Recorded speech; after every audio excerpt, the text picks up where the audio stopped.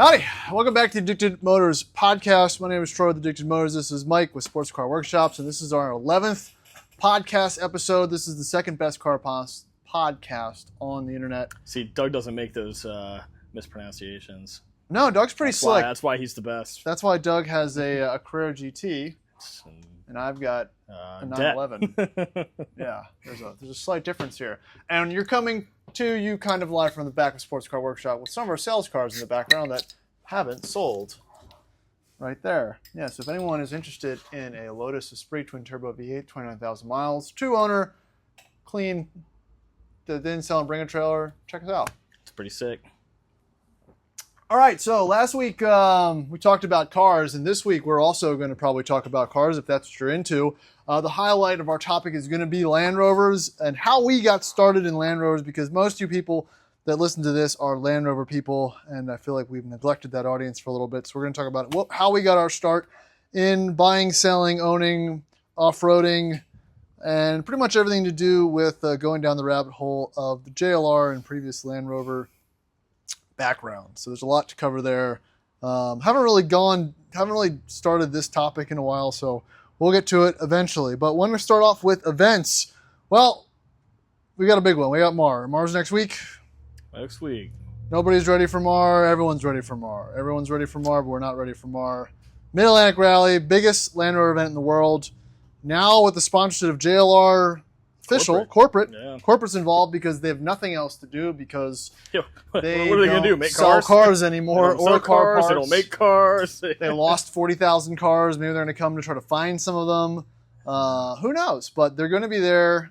That adds a little level of legitimacy. Not that any of us care. It doesn't really affect us. They might give us some free coffee and a koozie. But it's good that they're recognizing their past in some sense, or else a desperate attempt to reclaim something that they've lost. And we represent that side of things. So that's pretty neat. That's really it. I've been talking about Mar for a while. I probably personally have talked 30 people plus into coming, 15 of those into making expensive Land Rover purchases to attend. And of all the things you can do in this world from a Land Rover and automotive perspective, it's probably the best one. And I'm saying that without having even attended this year yet. But I'm fairly excited to go out there and get stuck in a river. Yeah, it'd be interesting to see how it goes this year with the increased attendance.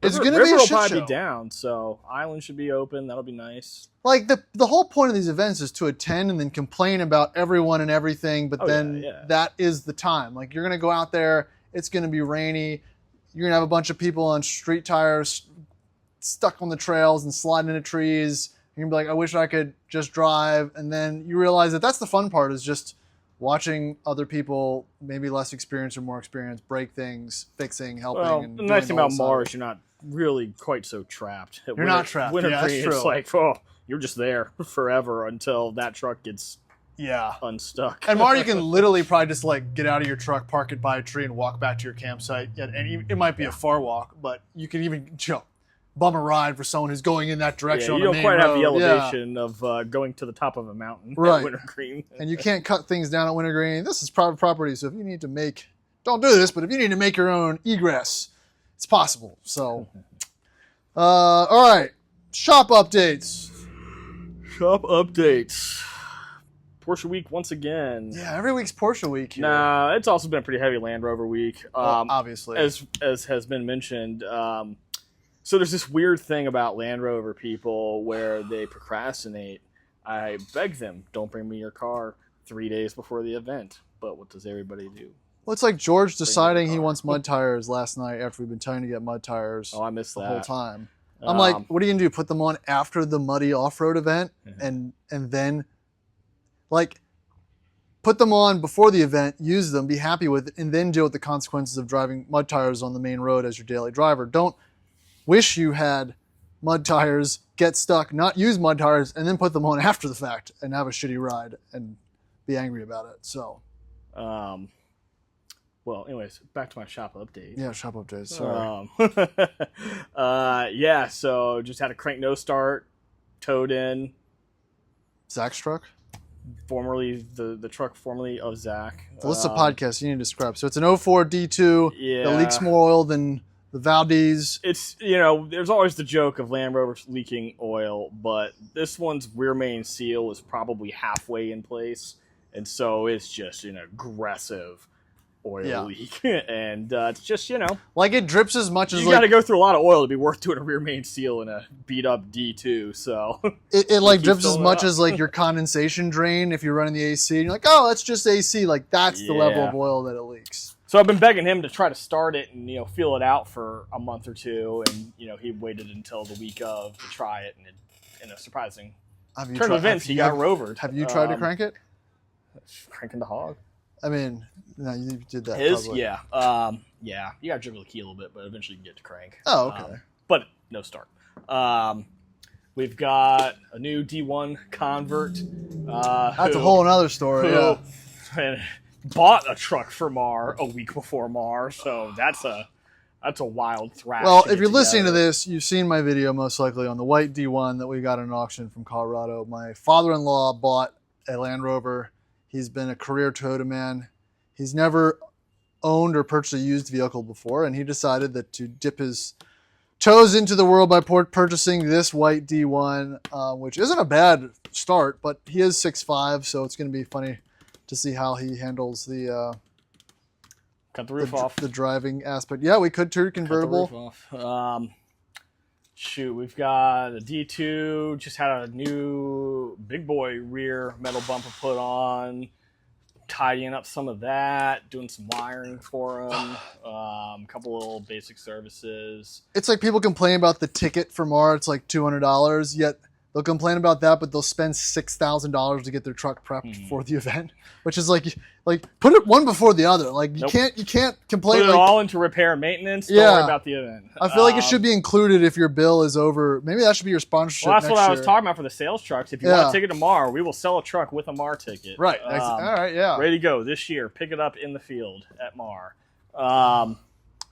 Just did a clutch hydraulics on a Defender. That was what's his name? Eric's Defender 90. It's a imported 2.5. 300. 300. Well, still 2.5. We did. Shoot, what else do we have going on for Land Rovers? I feel like everyone's. Oh, Andy's bumper. Yeah, we got. Put a great divide on a D1. Bumper on a D1. Wired up a winch. He's not going to Mar, but we put another rear bumper on another D2 and did a power steering pump. Which is pretty heavy Land Rover week, honestly. And that D2 is one I did a video on, and it was purchased by my neighbor. It was super clean, 100,000 miles, and that dude has literally just done oil changes for 2 years. Like, it's the only Land Rover I've ever been a part of a sale that has like literally needed nothing. Yeah, like it's pretty impressive. Even though we did the valve cover gaskets. We did valve cover gaskets. But like, all right. Well, and there was just a hose clamp sitting in there. Oh. We pulled off the valve cover and there's just hose clamp. In the inside the valve cover. In the head. Just okay. Chilling. All right. Hey, that's that was pretty amusing. So we did a hose clamp removal. It's like open heart surgery. Yeah. Somebody left the stent. That's a big one. I guess they're just bouncing in there. No harm, no foul. Got rid of it. Yeah, a lot of Porsche stuff. A little bit of BMW stuff. Oh, finished the Stroker 270/30. That thing drives unbelievable. It's got like 215,000 miles on it. Drives like it has 20,000. It's like one of the nicest driving E30s. Well, I think that was a good car to begin with, and like that, the engine finished it off. It's a shame when you put an engine in a car that's like still needs everything sorted, and then you're like, this isn't worth it. But that's an example where that's a great car. Yeah, he's done right at this point. He doesn't need anything else. No, I was taking AC compressor. Okay, well it's winter but time. We're waiting on the compressor to come in. Wait till he's just gonna take the car, enjoy it, and I guess all E30 compressor is just like 10x. Do the AC Solution one. We're just getting his rebuilt. If you spend all that money on an engine, get him some cold AC. OEM stuff for that. It's not your money. None of these bullshit brackets and stupid controllers. It doesn't have any of that. It's all. It's not OEM, but it's like OEM plus stuff. There's no like. E30 will blow plenty cold with all the OEM functioning. All right. Yeah, I don't know. That's a lot. Very, very busy couple weeks. Sales update. I guess that wasn't sales, but Sales update. 48 is gone-ish. Going. Going. 48's going. So we're not well, selling the that white D1 Porsche. sold. We're not selling that F30 because they were They sold. sold those yesterday. Well, not the 430. 430 potentially sold. Maybe still available. I mean the 360. The The 360 sold. The twin turbo 911 sold. We sold the white 2002. Disco, sold the 2002 on Bring a Trailer, so that was good. We're missing a sale. We didn't buy anything. So Yeah, I think all of our other sales. Oh yeah, because last Thursday was when I was doing all the paperwork for everything else. So I bid on probably 4 cars for people today. And my disclaimer in the L322 market is, one, you're going to have to spend more money these days, because why we do Rover Roulette, why I do the auction deal, is to try to buy these cars for you before they hit the dealers that will put them on Bring a Trailer. Which, whatever your value add to that is, I feel like there is. Our markup is so minute that it's the only way to get a deal, because you can either buy it at a slight markup from the auction and have to do all the things to it, or you can buy it from Bring a Trailer or another buy here, pay here for $5,000 more than they paid for it, and still have to do all the things to it. Because you know, a buy here, pay here is doing the bare minimum to get that car sold. There's nothing preventative happening. You're not dodging that first round of maintenance by buying a local car from a dealer. Maybe private party you can find well-maintained ones, but that's a whole other round of hassle and pain. Right. So again, an 09, a 2-owner, no accident, white on black, 2009 L322, non-supercharged, super nice condition, in California.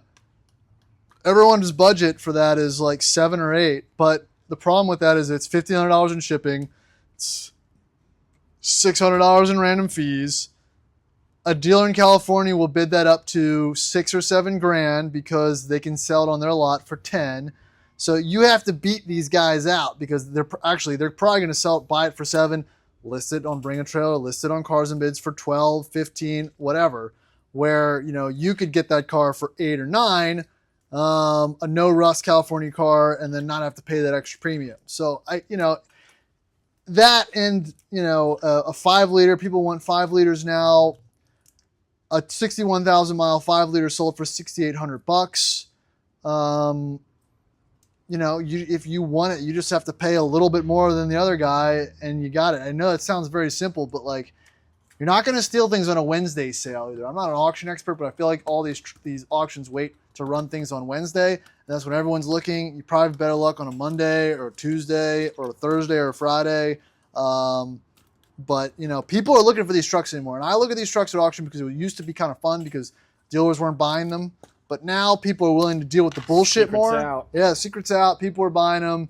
You go to Cars and Bids, you go to Bring a Trailer, there's always an L322 on there. They always want to have an L322 on there just because they sell. So, it's funny. I just feel like we're offering the only entryway. Listen, you go out and buy one on Facebook. Probably get a better deal from a local 1-owner truck. But if you want to find something different, or from California, you just have a much bigger pool to draw bigger from. pool. Yeah. And again, this is a Rover specific chat, so that's why I'm going into this. Right now, there is a 2-owner 09 autobiography supercharged on there. It's black on black, 169,000 miles, but it looks super clean. It's traded into the JLR dealer in San Diego or something.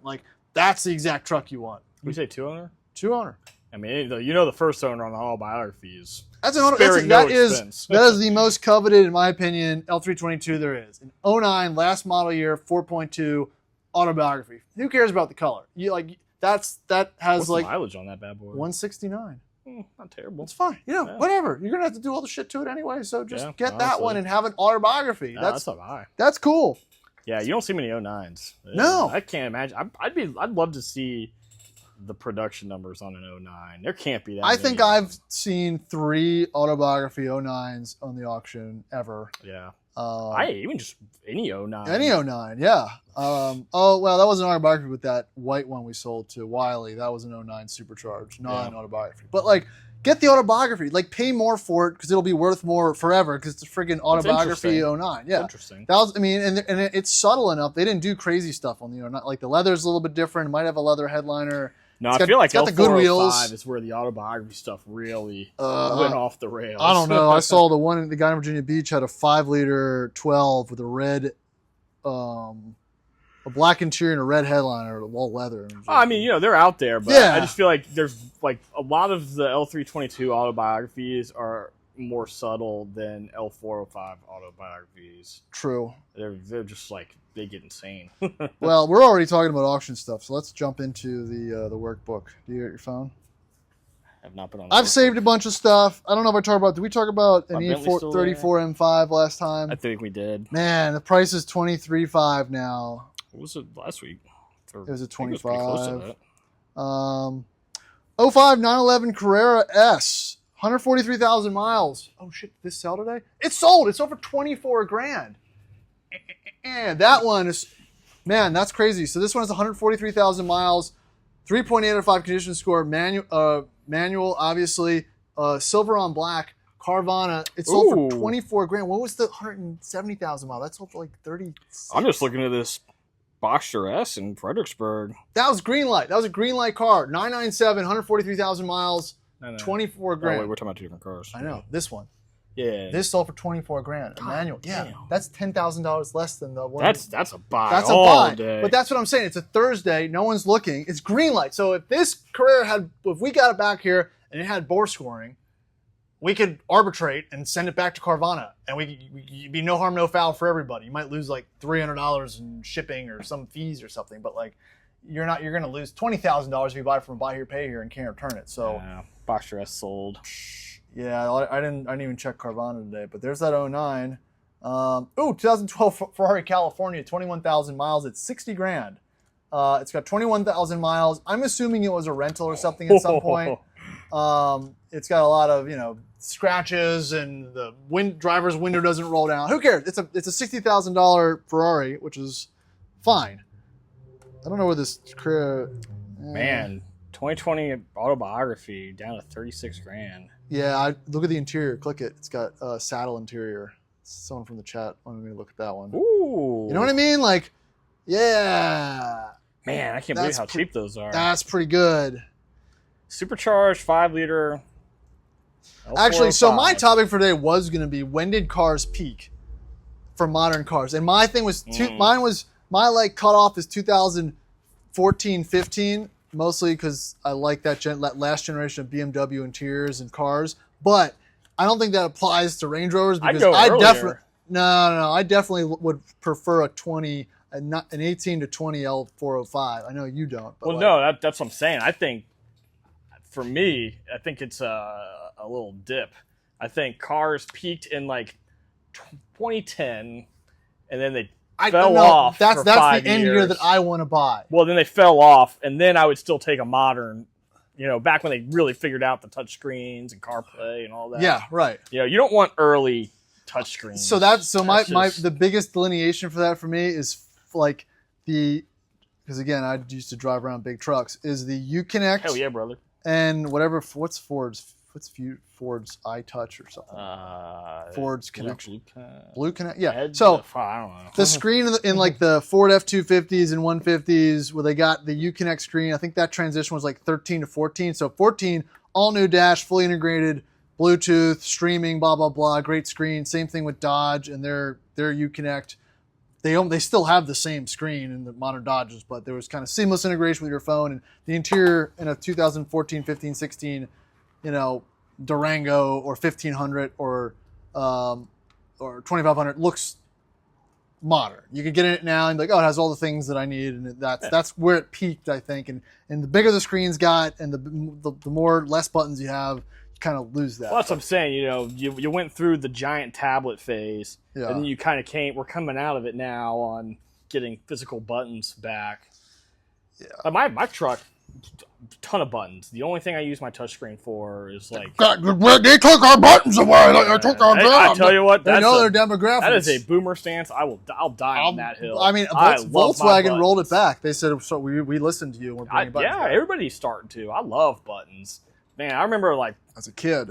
yeah, you growing up, you could just hit any of your pre-select on the radios. You don't even move your eyes, Dude. Easy. That's another one. That is if I gotta go through 4 screens, looking to turn at on my the seat speedometer cooler, of a car, like that's what you did. You went around and you'd be like, "Ooh, this thing does let me tell you, 160. This Integra or this Acura TL or whatever does 160. This thing is fast." I know this isn't really what we're talking about, but heads-up display on a windshield. It's pretty nice. I hated it, and then nice. I've gotten used to it, and now anytime I get in a car without it, I'm like, well, you can't. Where's the speed limit? Yeah, dude. Again, but again, my 14 BMWs, it has heads-up display, it has automatic sensing headlights, it has automatic wipers, it has Bluetooth, it doesn't have CarPlay, which is whatever. It has cooled seats, it's got traction control, overdrive, lane keep, like all that stuff, but it doesn't have one dumb screen, and it's it's all nicely put together. Like I'm like that's kind of where I'm. Honestly, my truck. I mean, the screen's not small, but that's different. I think Ford did a great job. Yeah, no, that's what I said. I specifically remember that first big screen. Like I think it was 14 in the F250s when they had the screen there, and I was like, oh, that's cool. I need that actually. Yeah. Because the other ones look poor. I literally can't think of anything where I need to go to a second menu. Right. That's not like maintenance or something. Yes. You know, that's fine. But while driving, there's never like a second menu. I had like Sirius XM, which was all the channels, and you could do it all on the screen. And then I'd be doing phone calls, and I was using the truck as an office. So I was the guy in the commercial, sitting in the truck, tablet, doing the thing. With your Carhartt with a skull on it. Yeah, brother. Safety certified. I wasn't forklift certified, which is kind of a bummer. You got people for that. All right, one more auction car. This is a 2016 Sport Green, 124,000 miles. This is like $9,000. It's less than $9,000, I think. What can you even get for $9,000 nowadays? Yeah, Carvana green light, 4-owner, no accidents. It's green on tan, 3-liter Sport. No major issues are noted. Green on tan. Let me just verify that before I eat my words. It's funny. It says the airbag light's on. Like all sports have the freaking airbag light on. Oh yeah, when we looked at. Yeah, which that passes, and so you don't need airbags. It does now pass state inspection. But don't tell me there's not an issue. Yeah. Oh man. That guy was crazy. I've been looking at Facebook and whatnot to see when it's gonna get posted because he didn't get his CarMax price that he wanted. I'm actually curious. I should follow up on that. Yeah. Because that was weird. Yeah. You ever go to buy a car and you just hope that you don't buy it or that it's something?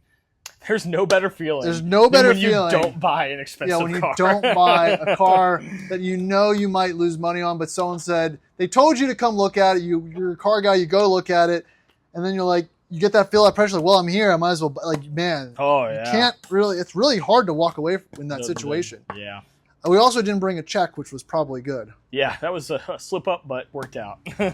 Yeah, when I can fix it, like, oh yeah, we'll just do this, do the headline, and all of a sudden you're in it for like $2,000. You lost all your profit margin. A lot of work to make $500. Yeah. Nope. Well, that's par for the course. All right. YouTube update. Well, released the video on the D1, the P38. Again, I should probably talk a little more in depth on the P38 because the video I posted was just us like looking at it and wasn't really showcasing the actual condition or the drivability of that car. I should probably pretty that thing up because a great car. Like I said, it's a 1-owner, 230,000 mile, but it has to have a new engine. It's like that E30 though. It's like this could be a 40,000 mile. It looks lower than 40,000 miles, and it's not a fancy green one. It's not a Borrego. It's just white. Everything Ranger? works. That's a move. Everything works. It's so nice. The mileage absolutely doesn't affect anything. It shifts perfectly. I mean, that's a testament to a well-maintained. That is a well-maintained. You're literally buying the pedigree. It's a shame I can't figure out. I'm still trying to figure out who the previous owner is. I'd love to talk to him. They're probably dead, honestly. If it was I wouldn't be surprised. Traded into a Honda dealer, bought it. Yeah. But if you want a truck like that, it doesn't get any better. Honestly, that is a great truck. Every time you drive it, people are looking at you like and every time I see it, I'm like, that's pretty. I'm not even a P38 guy, but I see it, I'm like, that's pretty good. Like, I don't see, you can always pick something apart with flaws. Like, it doesn't really have any real flaws, even from like a cosmetic standpoint, which is pretty cool. Not something we encounter a lot, Or usually there's no cosmetic flaws, and like it's got that issue. You're like, oh, you're the one you don't really want to like It get into. Doesn't take much to. Doesn't take much to get those issues, but this Yeah. one seems pretty good now. So yeah. I'm going to list it for Quite like, literally the nicest P38 we've had here. yes, I'm going to list it for like 12 grand. So you guys in the comments can roast me, but I don't think you'll find a better one out there. Again, one owner. Even so, that Borrego that sold a bunch of times. Nick from Cars and Bids and Doug's podcast sold it, and then it bounced back and forth. And John Harbison sold a couple of them, and they're back. A couple guys from Instagram. I don't know. Those prices went up high and they went back down because they all have 100 million miles and they have 10, 15 owners, and some things don't work. And who wants the yellow Range Rover? Right? That doesn't do it for me. I don't get it. I don't know. All right, so that's YouTube stuff. We talked about auctions. This week in cars, man. This week in cars, I've been under the gun. I'm going away this weekend. I'm back at work for 2 days, and I have to go tomorrow. So I've got to get all the vehicles prepped for tomorrow, even though I'm only really bringing one. So went totally through the D1 5-speed, the 94. I had Mike and Will wire up my lights, which have never worked. So now I have functional top lights on the rack, so I can do full Camel Trophy Hot Boy pictures. And then I had to fix some of the electrics on the inside. Some of the stuff wasn't working for my, so many things that I put off. Had to fix my antenna, grease the drive shafts, rotate the tires. I haven't done that in a very long time. Man, I had a bunch of like weird, like annoying things on it that it just took forever, but that was fine. I made the D2 ready for MAR. Put a new coolant hose on it. The top hose was leaking. I think something's still leaking. I feel like I'm still losing coolant.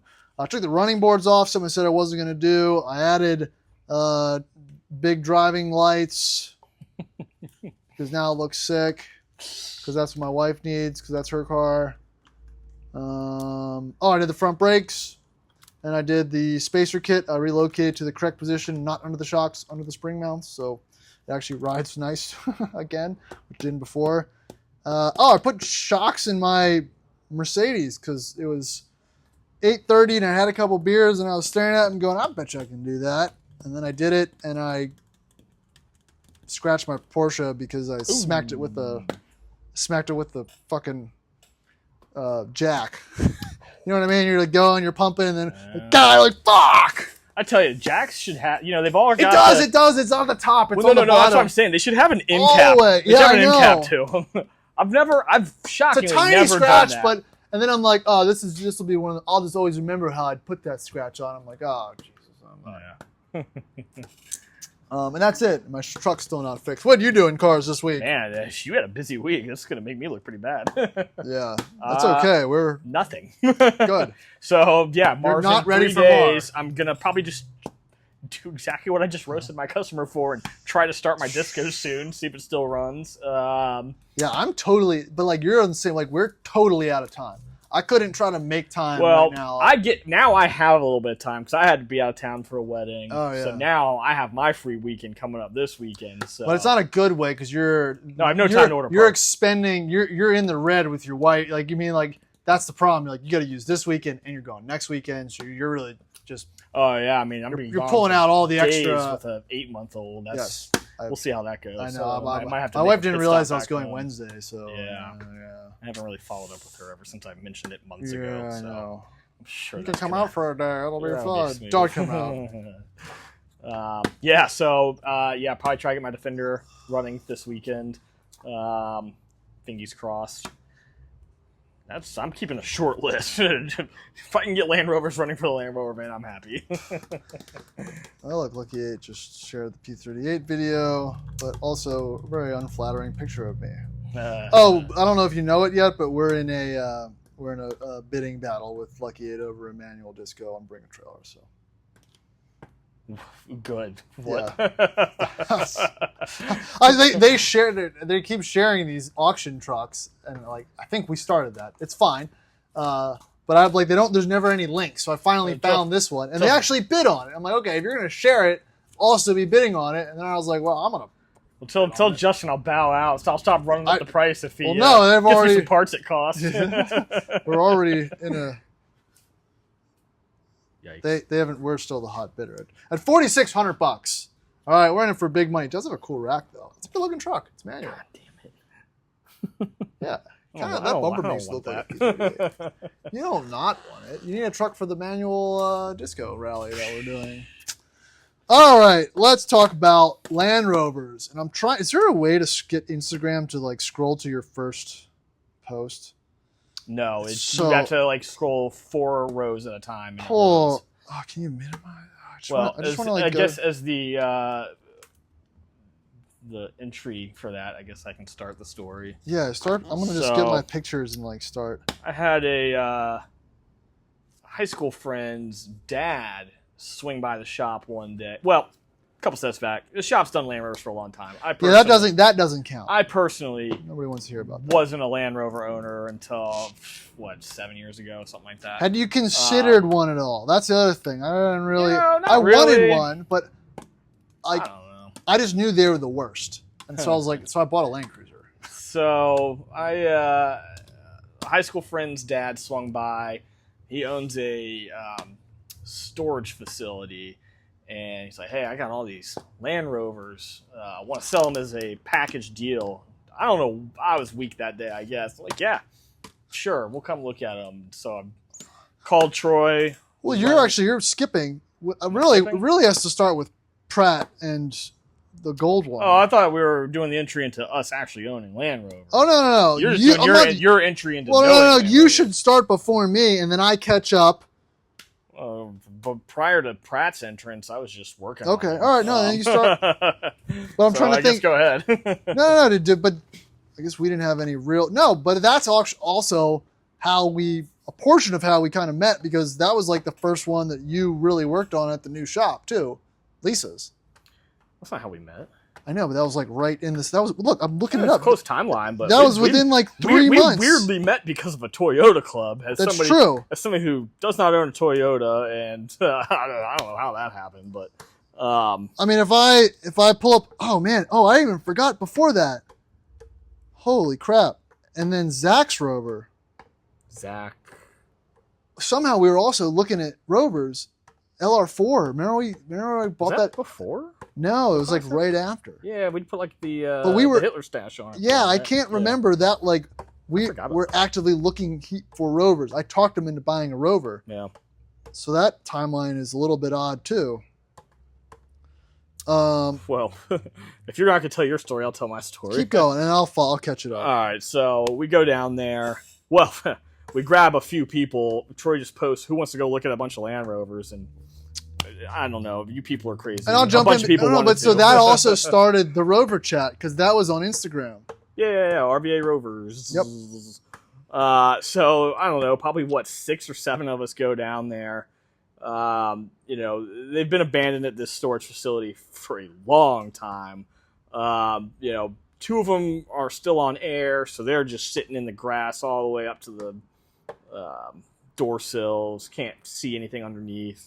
No point even trying to start them. Blah blah blah. Troy, I don't know why I let him do it, but he called dibs on the only one on spring sitting on the pavement, and so weirdly enough, he's the only one who still has his. But we just used a couple different AAA accounts, towed them all back up to the shop. I was feeling pretty feisty that night, so I just pulled mine straight onto the lift. I think at that point I decided I didn't care anymore, and so I just immediately threw a jump box on it, threw some gas in it, and it just fired up. And Well, it's one of those scenarios where like usually you don't like do it all in one night. Like we did the full YouTube thing. We bought them, brought them all up, and then tried to get them all running in the same night. Well, and I think when I bought it, my plan was to engine swap it, and so that's why I didn't really care about doing further damage starting We it. drained the fuel though. Yeah, but still, you're pumping a bunch of junk through the injectors. And, Again, these were personal. This was Oh, 20, yeah, well, this also- was $2,500 worth of classics. Three classics for $2,500. No, it was like $1,900. Okay, $1,900 for 3 classics, which Yeah. is an unheard of, which was too much money at the time. Yeah, That's Troy. like we're dating. mid these negotiation, Troy just throws his hand in and shakes. So fuck.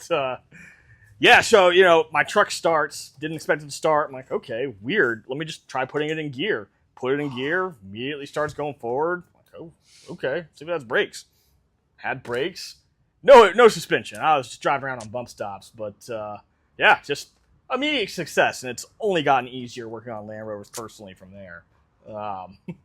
Yours, what did you need? A fuel pump, and yours ran fuel pump. Yeah, yeah. And mine just didn't have a drain, easy drain. So I think that was the same thing for Doug's. I think so. We split the group of 3 Land Rovers immediately into 3 of us.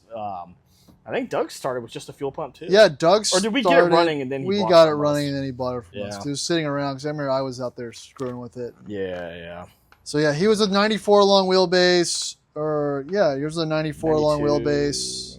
94. Oh yeah, or 90. Yours was 93. Mine was a Katrina car. Yeah, found that out after the fact. And mine was actually a Virginia truck that had been to Mar and Pearl's Pond in the early 90s, sold all the stickers and whatnot on it. Yeah, that was crazy. And that was probably, what, 80 Rovers ago? That was in 2018, too. All right, so let me start before that. So a friend of mine, I guess when I moved to Richmond, I started looking for cars and car things to do, and I just started. Everyone was getting links from me because Facebook Marketplace really wasn't a thing, so it was still Craigslist. It was still Auto Trader. It was still eBay. And I don't know why I pulled up this 95 gold classic. And I sent it to her, and she wanted it, and she always wanted one, and we went out to go look at it.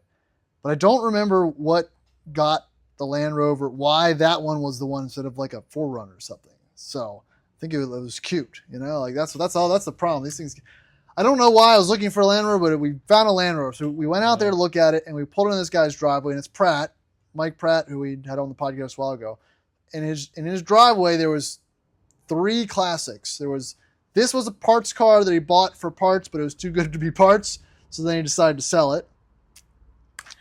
There's another gold, long wheelbase that he had for parts, and then he had a white classic long wheelbase 94 that was his. So we ended up buying it. It's funny, at the time it was horrible because we weren't used to. Well, you did show up with 0 oil in your diff, and we didn't know that though. I'm getting into that part. So it was rusty. The rear cross member was rusty, and stuff. Body mounts. The AC didn't work. But at that time we'd be like, "That's a pretty nice truck." But then it was like, oh god, I don't know, this thing's total. That was also when they were worth like $900. I don't even know what we paid for. I think we paid $2,500 for it. I don't even remember. So that started it. Then we brought it to the shop, and then we put probably 200 miles on it with no fluid in the rear diff. The brakes were all messed up. It was rusty. Blah blah blah. Oh, that's right. We had to do a bunch of brakes. Yeah, and that thing drifted around for a while. But that was the first thing where I started playing with it, and I realized this is kind of cool. I met Mike Pratt through that, and again, he then came to the Rover Rescue, so we started posting about Land Rovers, and with Doug filming, because Doug's Cars was the initial visual, guide. The group influencer. Yeah, the purveyor of our bullshit. He was following us around and, doing the Rover Rescues. We probably did 3 or 4 with him before I started doing it myself. And it kind of started spiraling from there because the Rover people came out of the woodwork. We expanded the group chat. The Rover Rescue thing gained a little bit of attention. All the car shit we do, Rovers is you can't shake it. People like when we do Rovers. Yeah, and then I bought. They don't like when we go racing. I bought my friend Zach a built LR4, which he had for like 5 years from a guy in Midlothian, and I liked that one. And we all drove it. And it was cool. And I just didn't know much about them at the time. It was just that was still a semi-modern vehicle. It was like a 2013. Yeah, and this is 2018. Yeah, that's like a fresh out of warranty. Paid $20,000 for it. I'm looking at it, had like the good wheels, it had the nice rack, it had gap tool, new tires, all that stuff. And I just remember being like, this Rover thing's wild because it drove nice too. And then it just started, started picking up momentum. And I think the next one that me and you fell on was a guy that saw the Rovers that we had parked at the shop and called the paint guy about a classic that he had. So these things just started coming to us, and we started unsolicited. We started getting calls, talking to people that had these Rovers, and it's game on at this point. So if you want, that was the next one, huh? Yeah, so that was a 1990 white short wheelbase. That truck, really pretty, had a rusty brake line or something. But that was the first one that we bought that came with parts. And it came with box. We still have a lot of those. Yeah, the stash begins. Then we realized that all Rovers come with all the parts. If you don't have a bunch of parts of accumulated bullshit in the back, then you bought the wrong one. And then remember the Armenian guy from Canada that we sold it to? Yeah. And so that started like a pipeline where we started buying these things and they kept going to Canada. Then I bought a 95 green short wheelbase from eBay. So yeah. I mean, this is what's dating these conversations. This was on eBay for like $2,000 and I bid $1,100 and I won it. It was a rusty 95. It was green, perfect interior. And I got a truck from eBay with no fees for $1,100 and it was shipped for $300. Like this is where I can't remember the last time I bid on a car on eBay. This is where the accumulation comes from. And then again, I think that one went to Canada to get restored. And the next one was the red one. A red 89 short wheelbase, which we found. I think we talked about that last time. Driving, yeah, we've told that story. But driving in the gold one, ran outside, chased us down. Half a mile from our house, there's just a Rover in someone else's backyard. So this is all within like 6 months. So these things start coming out of the woodwork. Oh yeah. And that one sold to a guy I work with. Yeah. It never ran. It never drove. So, we bought it for $600, sold it for $2,500 back when these things started going up in value for restoration. He thought he wanted a project. Some project. That was COVID. Yeah, so that probably has 17 owners now. The next thing, the Adventure.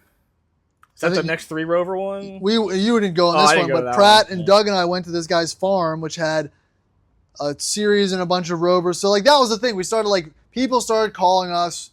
We started going around Virginia, pulling these things out of barns, pulling these things out of yards, but also just kind of seeing and realizing that these trucks were abandoned and whatnot all over the place. They were still pretty cheap at the time, and it was still pretty fun to kind of bring them back and make a video and talk about them and at least, start a conversation with a lot of the owners and get these stories and whatnot. The next one, I think the next one's, Pratt's two-door. That was Commonwealth Classics truck. There's a 200 TDI he bought off of eBay again from Commonwealth Classics for $11,000. Find me a two-door 200 TDI for $11,000 these days. That wasn't that bad. They didn't. The whole Commonwealth Classics thing is a whole other conversation, but they didn't do anything. They just imported it and sold it as is, basically. Yeah. It wasn't great, but fuck, that's like a $25,000 truck these days. Even when he didn't have that long at all, and even when he sold it, he had gone way up in value. Yeah. What were the next ones? I think we did our first Rover event shortly after. We gotta be getting pretty close to the 3 in Charlottesville. We're not there yet. Man. We're getting there. I did my first Mar with Mason or Doug and Pratt, and he took the 2-door and smashed it up, and Doug's power steering pump blew out. Because I still had my Land Cruiser at the time. I was still doing Toyota things at this point. But I think the next ones were the Charlottesville trucks. I'll let you start with that one. That was a pretty amusing one. I don't know how we found out about him. It's Craigslist. Was it Craigslist? Yeah. He had a group. He had 3 of them. One had a known bad transmission. Well, that's right. The picture was the Zebra Classic in a barn. You can't be a Rover guy and not have owned a Zebra Rover at some point. I mean, it's just classic. Mm-hmm. So I had probably a Saturday morning or something. We just roll up to Charlottesville, truck and trailer, 5 dudes in the truck. Thinking we could maybe even drive one back. Yeah, probably. We started getting cocky. We were pretty cocky. We're like, we can make these things. I'm still a little bit cocky, but I've been blissful ignorance. Muted. So I'm trying to remember. The first one we went to, I think, was the red one at his driveway. Yeah, that to this day is the rustiest Rover. That one sucked. It had no gears, terrible respray, horrible. It looked so good in the pictures. That was the one that looked the best in the pictures. But oh hey, what's going on? Oh hey, what's going on? We're talking about Rovers. Yeah. Ready to paint this for me? Not yet. You don't want that. Oh shit! I got to give you the pads then. Yeah. Oh, are you leaving or are you sticking around? I think I'm gonna go home. Oh. You guys are just hanging out podcasting. We're just so sober. We're just casting. Well, the red one was bad, but it looked good. You lose your train of I thought? did. The zebra one. No, we went to the rolled one. Oh, yeah. So then we went into the field, and I don't really remember any details about the Rover itself, other than it was aggressively rolled. And No, I remember the details. The guy bought it. He bought them as a set of 3 from IIA or something. The red one it was ran not at rolled some when he point. bought it. It was not rolled when he bought it. I got that story down. Yeah. When we rolled up on it, the hood was up. Had Yeah. probably been up for who knows how long. So it was like, oh god, That was a parts truck. Yeah, that's, But it rolled down a hill twice. Well, so he's on a farm outside of Charlottesville. He goes to unload it. I think he's using like tiny ratchet straps. Yeah, ratchet straps. Undoes like 1 or 2 of them, and the rest pop. It rolls straight down a hill, hits a creek, and stops. Like, whoa, lucky. Like, he calls a tow truck. Tow truck's like, no, you gotta get the fire department out here because it's in the waterway or something. Fire truck comes, says, no, get a tow truck. So another tow truck comes, pulls it back up the hill. I guess nobody puts it in park.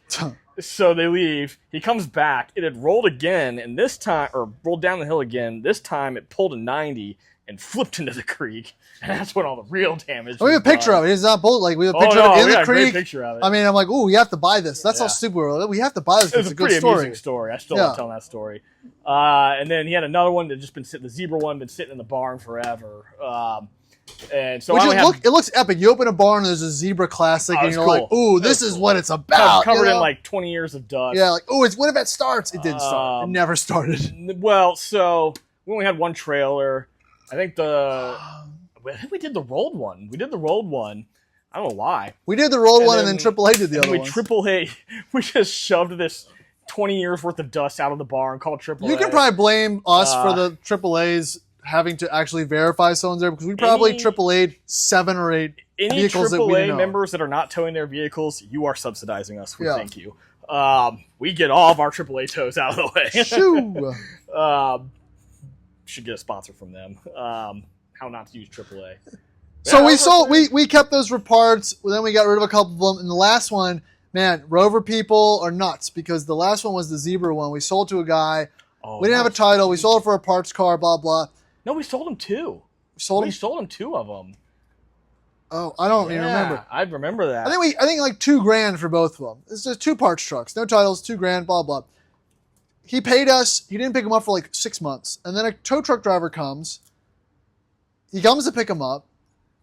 I get a call from the guy, and he starts losing his mind, saying that like I scammed him out of that he thought there was titles. I don't even know. The guy was nuts. It was crazy. And then he told the tow truck guy that he wasn't going to pay the tow truck guy.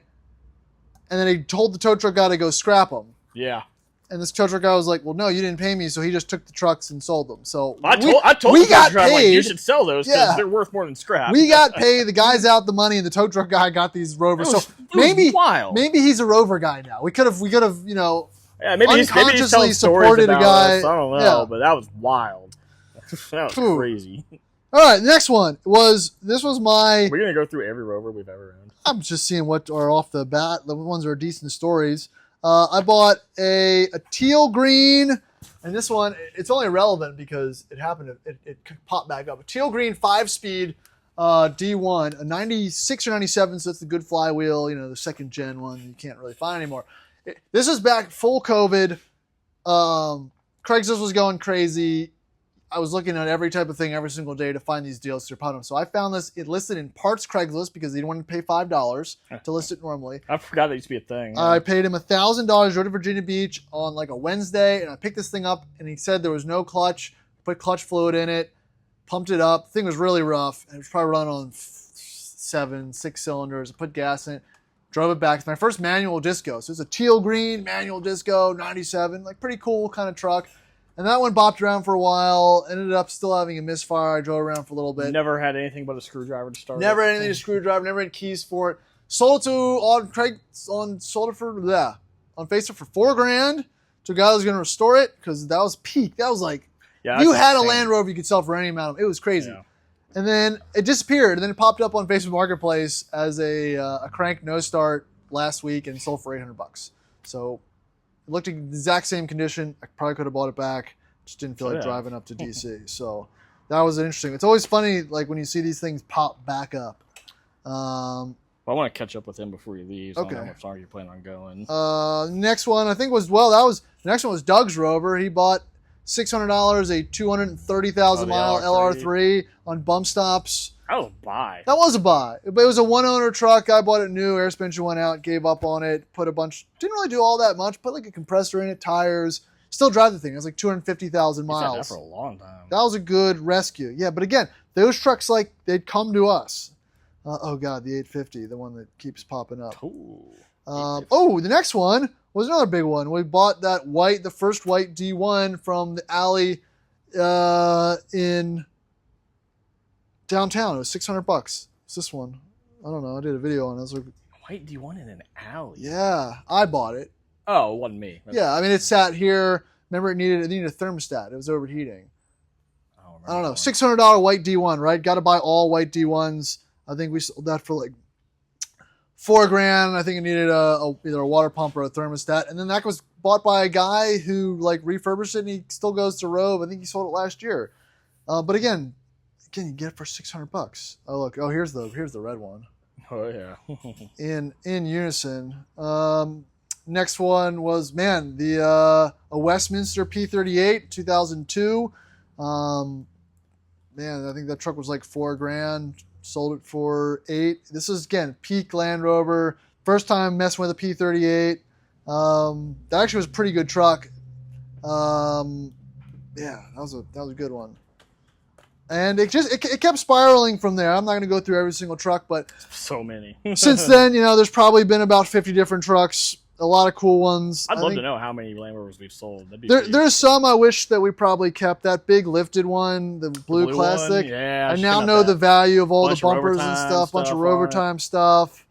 A couple nicer D1s. Yeah, there was a phase there, especially like during COVID, where they just absolutely like magnets to us. Yeah, we wouldn't even be trying to find. Ooh, I forgot the 95 across the street. 95 yeah. 25th anniversary edition long wheelbase.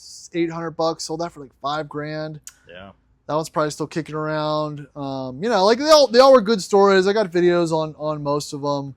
It was a good time. They're kind of harder to back acquire. when we tried to keep track of Rover rescue counts. Yeah, I mean, but those were all local finds. Didn't require like an out-of-state travel, and now we have to use the auction to kind of scratch that itch, and it becomes a little bit more. We brought too many people into the fold. Yeah, and now again, we've probably brought 40. I don't know, 30, 40. Every single one in the friend group has a Rover, or has owned multiple Rovers, and now has an properly equipped truck at some point. Slowly getting everybody to not just own a Rover, but a functional Rover. And I don't know what's better, having a functional Rover and going to the events and whatnot, or having a non-functional Rover, but it does help to be able to participate. Yeah. One of each. Why stop at one? So I think that's probably the Rover story. Like I said, it's all documented on YouTube. We've been doing it for a while. Part 2 next week. Well, from a business standpoint, it has become very interesting because people do come to me and us for. I mean, now the shop is not pivoted, but have absorbed. It seems like the majority of the modern classic and classic Land Rover, maintenance and restoration work. So it's been a pretty fun shift these days. We're almost done. We'll walk in there a second. And again, for the videos do help sell a truck or two for different people and whatnot. So it's definitely taken a ship. It's been a fun ride. We appreciate you guys following, reaching out to myself in the shop for Rover work and sales advice and buying advice. There's been a lot of that. Still team, don't buy a 5-liter, but you guys can't stay away, so I'll try. I'll try to make the best of it. Yeah, just make sure it's supercharged. From a financial standpoint, you do like a 5-liter. I like him as a driver. You don't own one. Yeah, I do. No, you don't. Yeah, not legally. Oh yeah, I didn't put in my name, but it's my wife's daily. Oh yeah, I forgot. Actually, yeah, you do own a 5-liter. Yeah. Oh yeah, I forgot about that. Yeah, I own 2 5-liters. Yeah. Forgot about the other one. Oh, all right, fair enough. Yeah. Well, I think that's going to do it for this one. Please like and subscribe, do other fun YouTube stuff, and we'll check you on the next podcast. If you have any topics you want us to dive into, we forgot the other topic. We'll get into that on the next one. Yeah, I think somebody actually suggested. We'll get to it next week. So, see ya. Bye. Love you.